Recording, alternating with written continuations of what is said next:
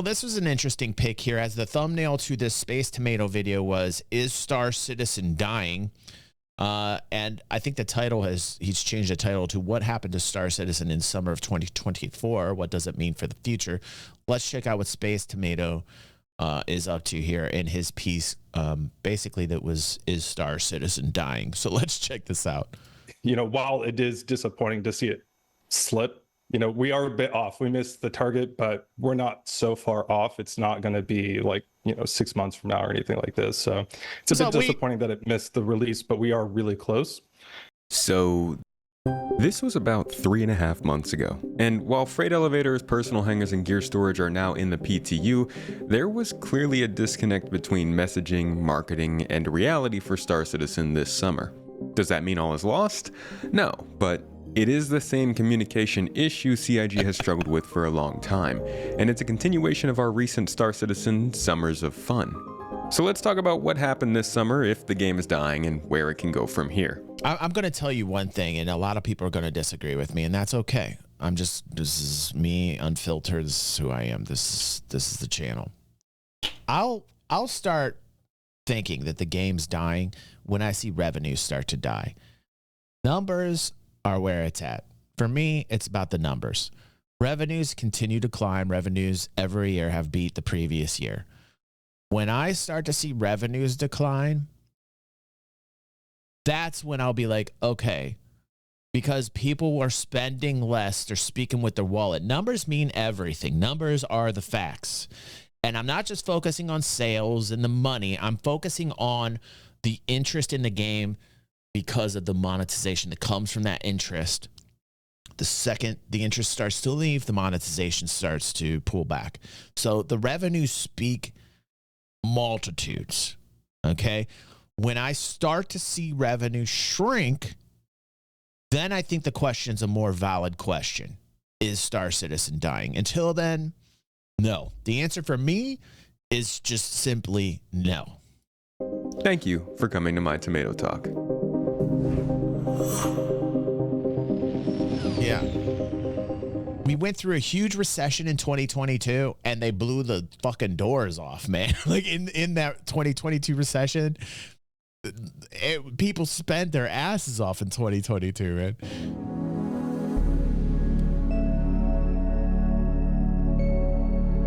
Star Citizen can be an incredibly frustrating project to follow. It always feels like it is on the cusp of a great experience. From joining your friends in ships and just traveling around space to running a small mining expedition on a local moon, it has always succeeded because it offers a unique experience.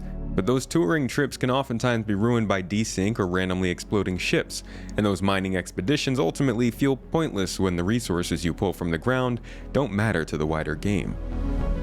This persistent state of almost that Star Citizen holds generally leads to a large number of people, much like myself, who like to talk about the game, its development, and what the next update is looking like, rather than jumping in to actually play it.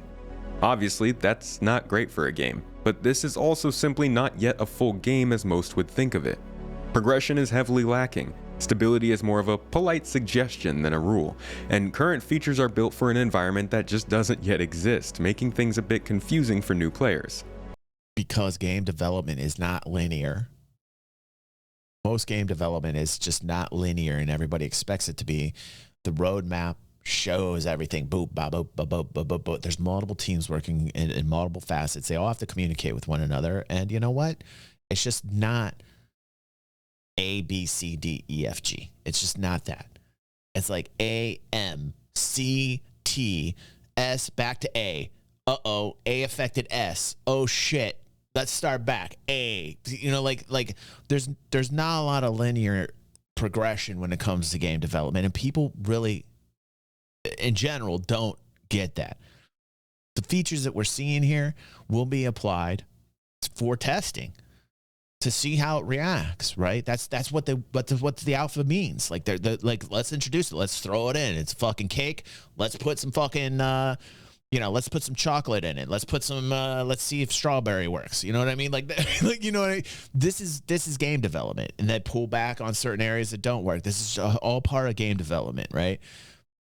You're seeing this being open and laid out like no other game ever before. It's an awesome journey. It's transparent. And, you know, people start to think that like things just should go boom, boom, boom, like and it's not it. That's not game development. So it's easy to get frustrated. I feel for people when they get frustrated.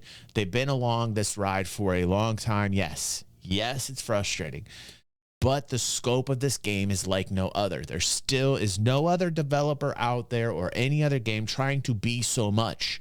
Name me a title. Name me a developer. Trust me, there are people from time to time that say, hey, have you checked this game out? Have you checked this game out? I think this one's doing it.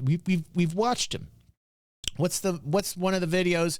We just watched a title where somebody said, oh, this one is it. And we all kind of came to the conclusion that the scope was not anywhere close to Star Citizen. We happened to like it. We thought it was cool. It was a sci-fi game, but it wasn't really like what this game is promising to be.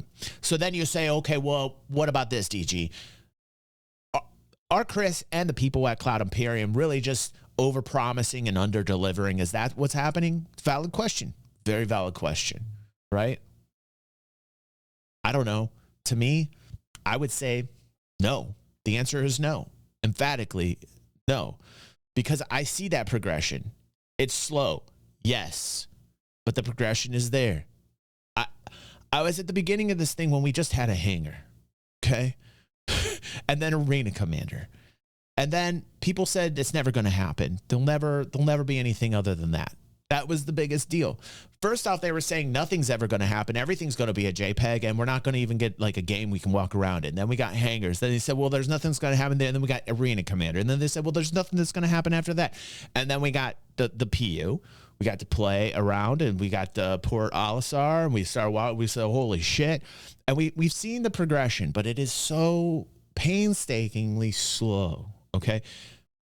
So I get that frustration, but I have seen the progress to the point where I know this is not a scam. This is a real company. These are real people with real livelihoods, making money, making paychecks. There's been a lot of points along this journey where I've thrown my hands up in the air and been completely frustrated, and yet I come back to it. Some could say I'm a glutton for punishment, okay? What I tell those people is, well, first off, I probably am. But secondly, I love game development. I love what this game is trying to be, period, because there is no other. In terms of what this game wants to become, there's no other competition for it. Name me one developer.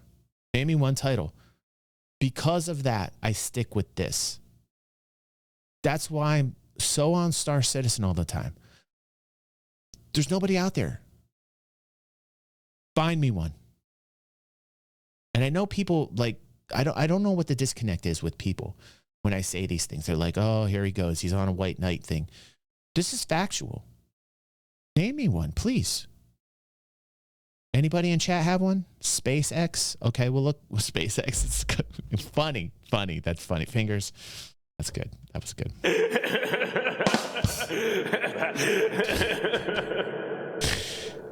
Name me one other. Seriously, do it. I want to watch what it is that the game is about.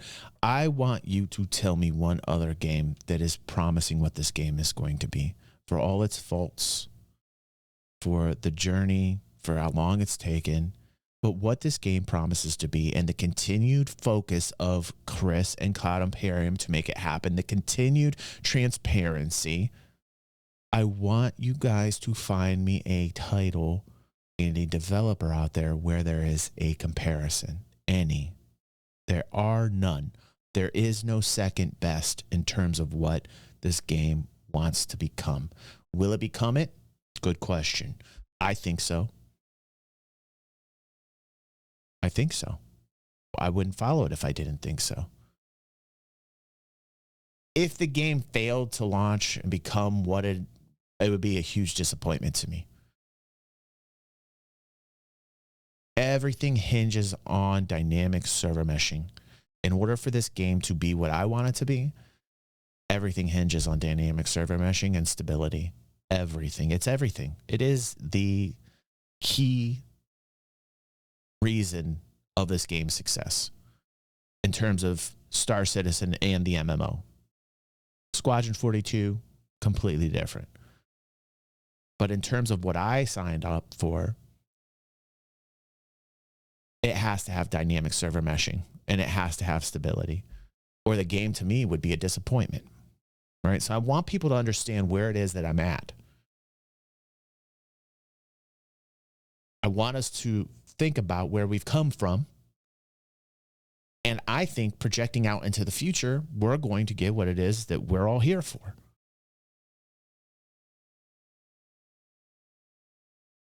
I saw Chris create a game in the 90s where people said to Chris, this game will never happen. I saw it already. It was called Wing Commander. There was no space sim out there where you could really have an experience in the cockpit and then have like a cinematic experience. And there was not really anything out there. The tech literally caught up with his vision. It was an ATI Radeon 32 megabyte card, I believe. Can't remember. 256 megabyte card, ATI Radeon. And you had to have this card in order to play Wing Commander. Also, if you paired it up with the Sound Blaster card, you know what I'm talking about. Everybody said that it wasn't going to happen. In a very smaller kind of atmosphere, because you didn't have the internet the way that it was today. You didn't have all these content creators talking about it. You didn't have anything that you do today. You didn't have social circles. You didn't have X. You didn't have YouTube. You didn't have any of these things. So, but in smaller circles, in PC Magazine, and there were journalists that were saying this game cannot happen. The tech does not exist. It was the same thing. I know he has had failures. I know Chris has had failures. I think that's human. That's a human thing. People fail. People learn from their mistakes. Could this be a mistake? Could be. Could be. I don't think so. I don't think so.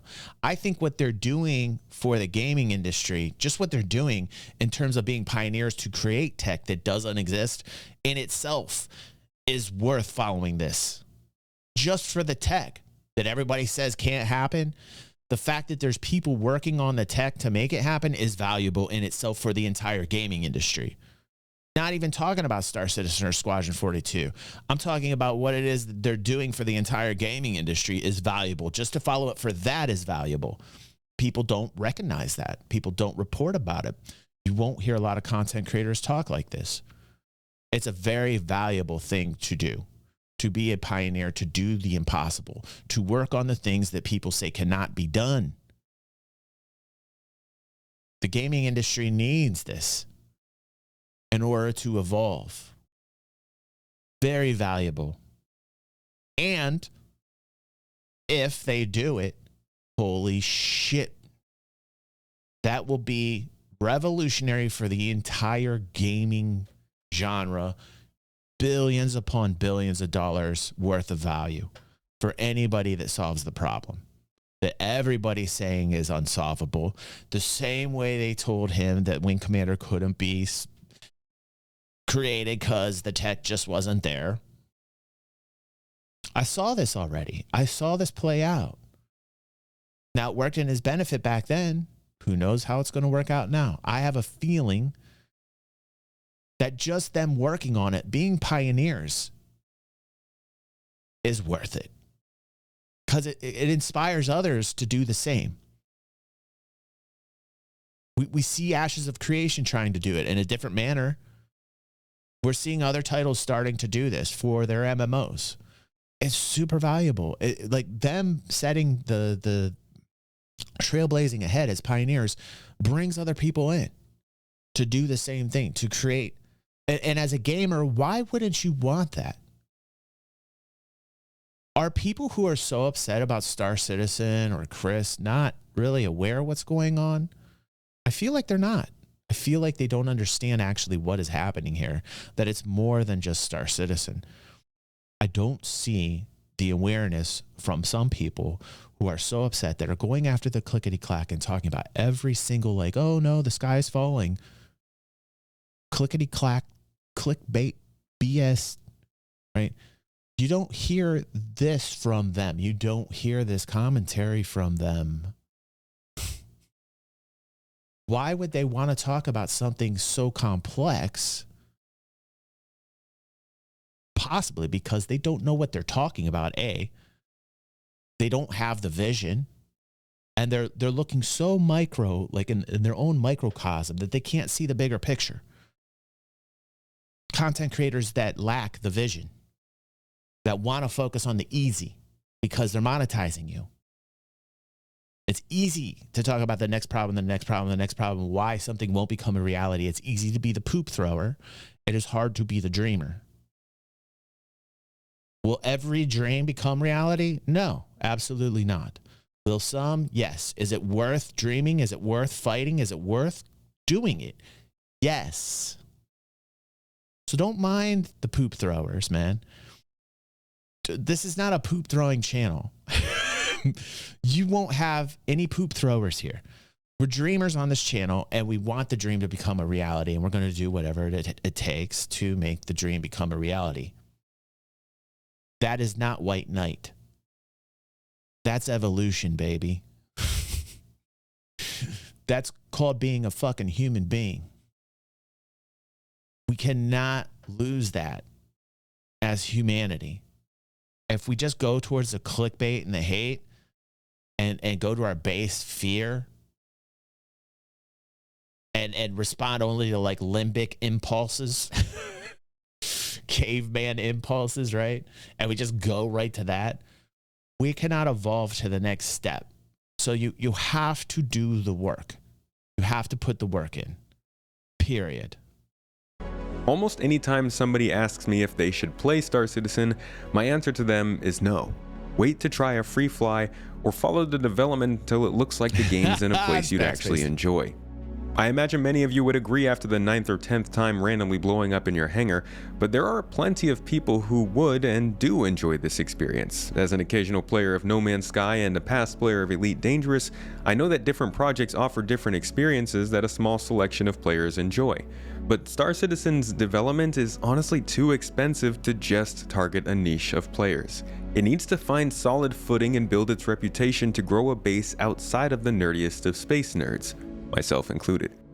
Now, those people, most of us watching this video probably, who are spectating rather than playing, are familiar with the Star Citizen cycle. I kid you not, this graphic has been around for at least 6 years and still rings true. An update releases, people get excited, servers slowly become more cumbersome, players get bored and restless, and the excitement fades away. Then the next update starts testing and the excitement comes around again. This is a cycle that has played out quarter after quarter for years. But lately, it has begun to stretch. What we've seen this summer is a combination of, well, it's summer, people are outside, as well as raised expectations due to last year's very hyped CitizenCon, some old scars left over from last summer's absolutely horrid content and news drought, and a unique problem with the new freight and hangar feature changes. These changes can't be understated. They will basically change the entire game in one way or another. Not to the point that you feel like you're playing something different, but in subtle ways that you keep running into as a normal player, and more so in the cataclysmic ways if you're a cargo hauler or a miner.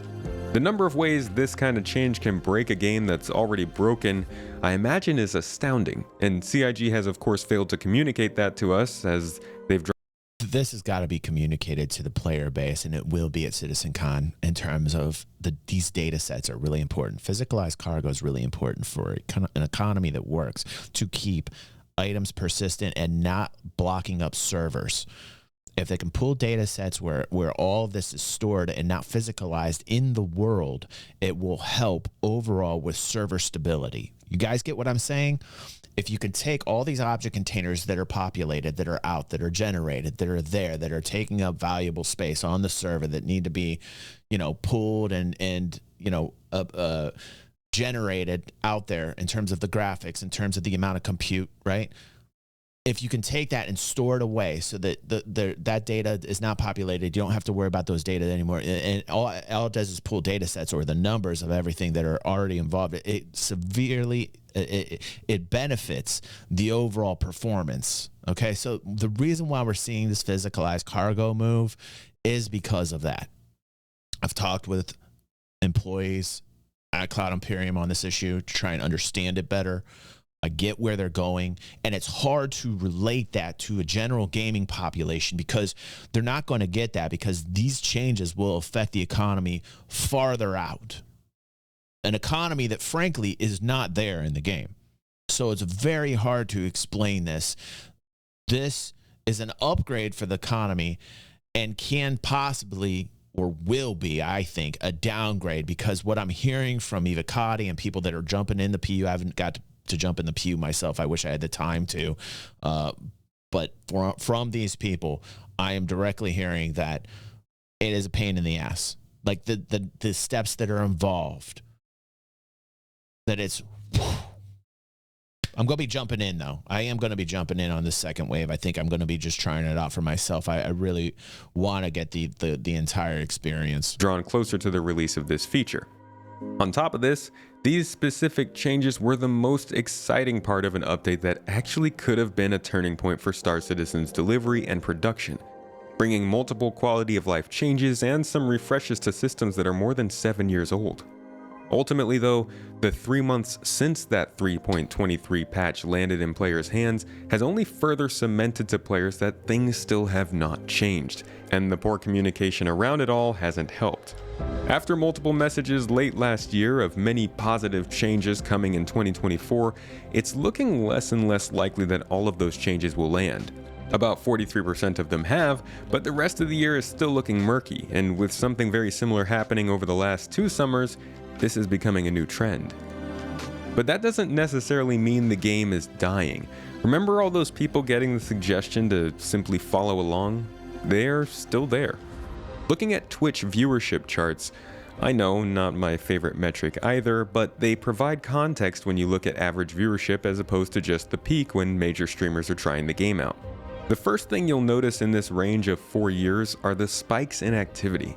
Generally, these spikes occur during large events in the game, late November with IAE, and late May of every year with Invictus Week, as well as late October during CitizenCon. But looking closer, you'll see modest bumps around the same time major patches release. 3.15 in early November of 2021, which brought some significant changes in inventory in the medical system. 3.17.2 at the end of July 2022, which increased the player cap and brought some new locations and a new event. And March of 2023, with 3.18 being a very long-awaited patch, but then unfortunately broke the game for many and led to a lot of people just tuning in on Twitch to experience the game. But expanding that range, you can see that the biggest boost to average viewership ever was during May of 2024. Here's the problem. Here's the problem with this. As somebody who analyzes charts, what you want to see is you actually want to see, you guys see the arrow? You want to see the space, this white space, gather more momentum. You want to see the white space continually grow and grow and grow. And we do see it collapse back down to baseline. So you'll see it up and then you kind of see it. I see that there is a little bit more separation here, which is nice. But like, you definitely want to see the separation at least stabilize like you do here from January 2024 out to about May. But then you start to see it collapse back down towards baseline on July, August 2024, which it is summer months. But you want this white gap to continually gap up. You want the gap, you want this to continually get bigger and bigger and bigger and bigger and bigger. I mean, what that means is you're gaining mass. So as a guy who's all into charts and numbers, what concerns me is you see these gaps up on the patches and everything, but then you see it kind of crash back down towards baseline, which is no good, right? Biggest boost to average viewership ever was during May of 2024, when Alpha 3.23 came out, backed by the hype of 2024's supposed big changes to the game. This showed more average viewership than even the big content creator rush of 2022 in May, which still holds the highest Google Trends interest. This shows just how many people... The trend of the search is nice. That's up and to the right. Hold on, in May, which still holds the highest Like this is nice. Going from here, you're going back to like 2022 to where it is now. So in the search, in terms of interest, you're seeing the interest hold. So that's very good. It's nice to see that. Of course, CitizenCon will make it spike up again coming up in October. So like it looks as if the interest is at least holding. It's just like when people are playing the game, you need asses in seats, right? So you need to make sure it's all stability related. I mean, I'm going to tell you right now, it all has to do with server-based issues and stability, period. People are having like non-stable experiences, even in an alpha form. I understand they're not going to stick around. They're not going to stick around. Mostly the hardcore mofos like us. You're here at the After Dark. You're watching. You're on YouTube. You're watching. Pretty much, there's one of two types of fans. There's people that, you know, visit every once in a while to see how the game's progressing or not progressing. And then there's hardcore mofos like us that continually play, that enjoy it. And, you know, like, we need to turn more people into hardcore mofos. But you're going to find that in order for like there to be mass adoption, you're going to have to create the stability that has been needed for a very long time. We cannot pound the table enough on dynamic server meshing. Like, you just need the stability. You get the stability, you'll start seeing everything gap up. You'll start seeing everything run up huge. Highest Google Trends interest. This shows just how many people are waiting on the sidelines and looking for Star Citizen to get itself into a better place. But it also shows how short-lived that interest can be when players realize it's still not time. And I do believe if they can actually deliver on these features and not just talk them up, these bumps won't be just bumps, but that's a big if. Overall, going by these statistics, the game has generally stayed the same, if not slightly increased over time in interest and viewership. That on its own may not be great, this is just Twitch viewership, but it does show that players are generally keeping interest and waiting for a better time to play, as most I think would suggest they do.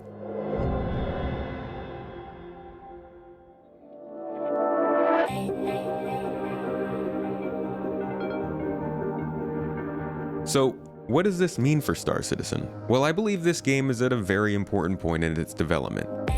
Squadron 42 is meant to release sometime likely in the next year. Server meshing is supposedly after 8 years of waiting coming in the next update, albeit likely in a rudimentary form.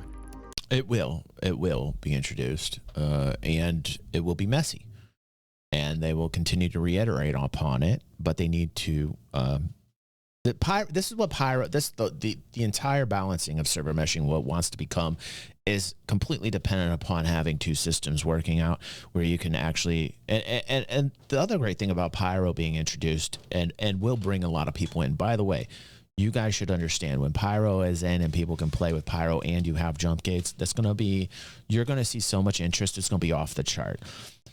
Finally have two systems. All the people that have been bitching that Star Citizen only has one system, you're going to see a complete influx of players. But the other thing you're going to see is server meshing being put to the test, because they will have it in and they will get to see what's going on with server meshing based upon those two systems. And it's a giant test bed and the alpha, and it's going to be invaluable. The data that we're going to get from that is going to be invaluable and will help reiterate server meshing as we continue forward, which is great, but it's going to be messy. CIG themselves have emphasized time and again that they understand players want a more stable and fulfilling experience in the game, not just a place to test the features.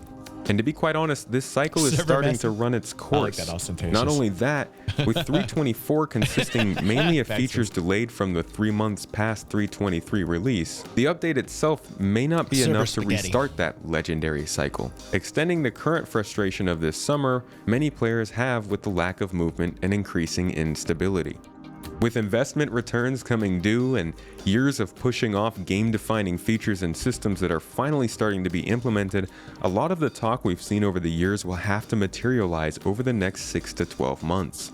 Not necessarily for the game to succeed, but for the level of consistent interest to increase and support the MMO they actually want the game to be. This is a pretty hard place to be in, I think. Star Citizen can't simply bug fix its way to stability.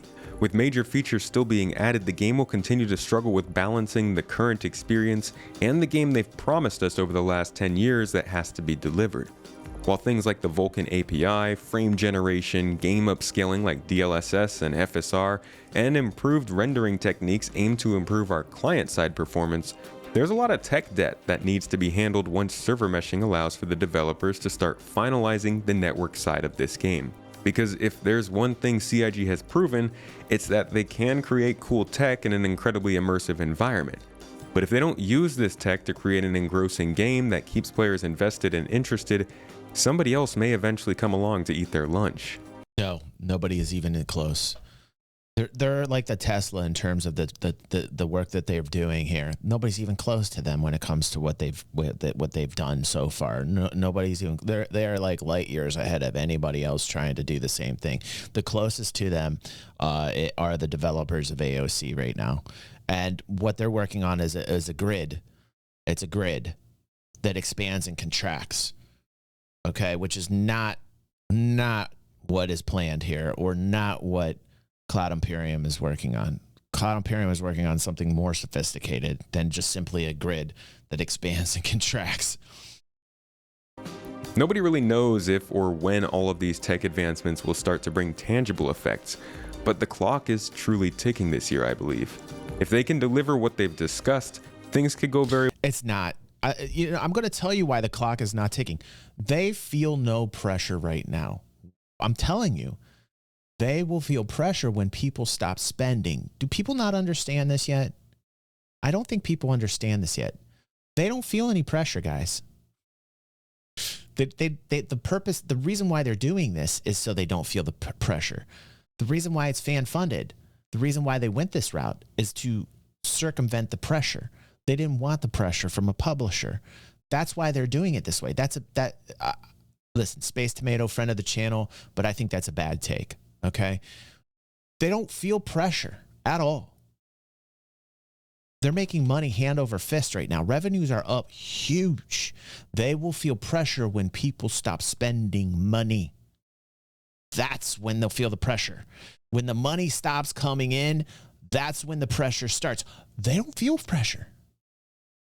The money keeps pouring in. Very well, but considering there isn't much for people to play for and the game needs to extend its sphere of interest outside of us obsessive space folk, it needs to deliver an experience that is good enough to change its overall reputation. Yeah. And that's an uphill battle right now. Game development is obviously not easy, but between the poor expectation setting, the vast timeline we've experienced, and the constant drain on development of Star Citizen that is Squadron 42, CIG has put themselves in a bad spot that needs to be improved with the release of 4.0 and beyond. They haven't really, here's the thing, he's adding like drama that doesn't need to be inserted into. He's doing it for the piece, maybe. I don't know, maybe this is how he's perceiving things. I do not perceive things this way at all. There is no there's none of that. There is none of that for them. I can tell you Chris probably is not thinking this way. Chris is not in this headspace. They're bringing in revenue. They're bringing in tons of revenue. When revenues decrease, yes, I will be more on SpaceTomato's page.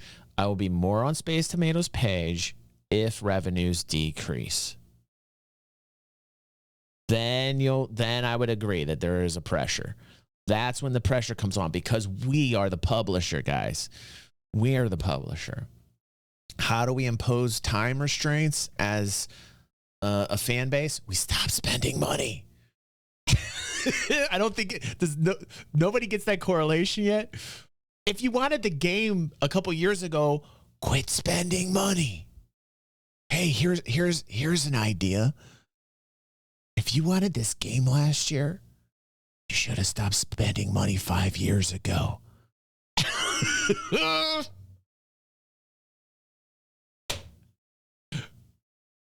But you know what? Good for people that are continuing pledging, because it does support the 1,000 employees that are working there. But if you want to apply a little pressure, stop spending money. Okay? That's the secret. So just so you know, if you want to be that powerful publisher and you want things done faster, that's how you do it, guys. While the game isn't going down. Dap says, so you're saying spend more money. It's ultimately up to Chris Roberts and his management team if they want to build a true space sim experience and explode its player base and popularity, or continue to chase a singular vision, enjoying gradual but maybe unsustainable growth. Now, it is yet to be seen what will happen after 3.24 releases and if the team can get a grapple on game stability and a 4.0 release this year. But even during these downtimes, there are plenty of ways to play the game outside of just logging in and looking around in confusion as to what you should do, including my own organization, the Garden Interstellar Initiative. Yep, that's right, you caught me. This whole video is just an ad for my org. Join now for free JP.